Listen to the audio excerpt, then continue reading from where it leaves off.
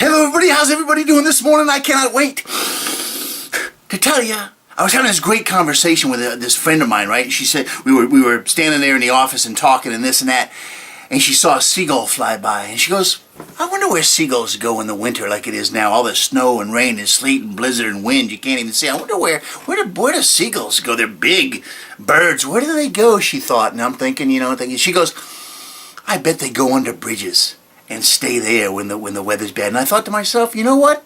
That's probably exactly where they go. They live on the water anyway. Most bridges go over big bodies of water, so they're right there when the weather does calm down a little bit. They can go out and do their water thing, and then when it gets cold and crazy, they go back under the bridge. And I thought that was incredible. Winter, underneath the bridges in winter, close to the water where they can dive down and get whatever they eat off the water, and then perfect location for them. And then they leave for the summer, obviously, and go do their summer things, and then they come back for the winter. And I just imagine the conversation they might have with each other after the summer's over. They'll all fly back up to their little stalls they have under the bridge. They're probably all got their names on them and stuff and numbers, and so the same family of seagulls can go back to the same spot and pick up where they left off for the winter.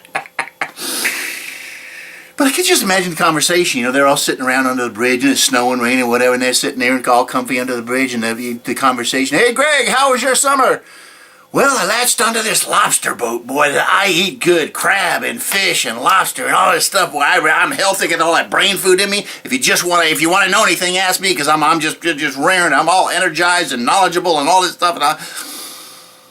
And then they say, hey Steve, how'd you do this summer? And he says, well, I latched onto this big long pier with all these tourists, and they fed me a bunch of French fries and crab cakes and bread and all this stuff, and I gained about 14 pounds. I almost didn't make it back here. It's hard to fly with that extra weight on all the way but it was a great pier. I did no lack of food though, but just not a whole lot of fish in my diet. Tourists are walking around with French fries and snack food and junk food, and then so I filled up on whatever there was available. It was good though. I'll probably go back. And then he asked the next bird, hey Jimmy, how'd you do this summer?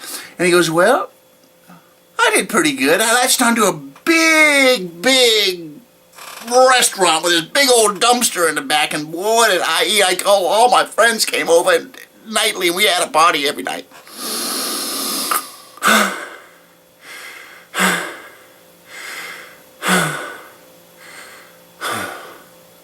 Seagulls. Where do seagulls go in the wintertime? I bet she's right. I bet they go under the bridges.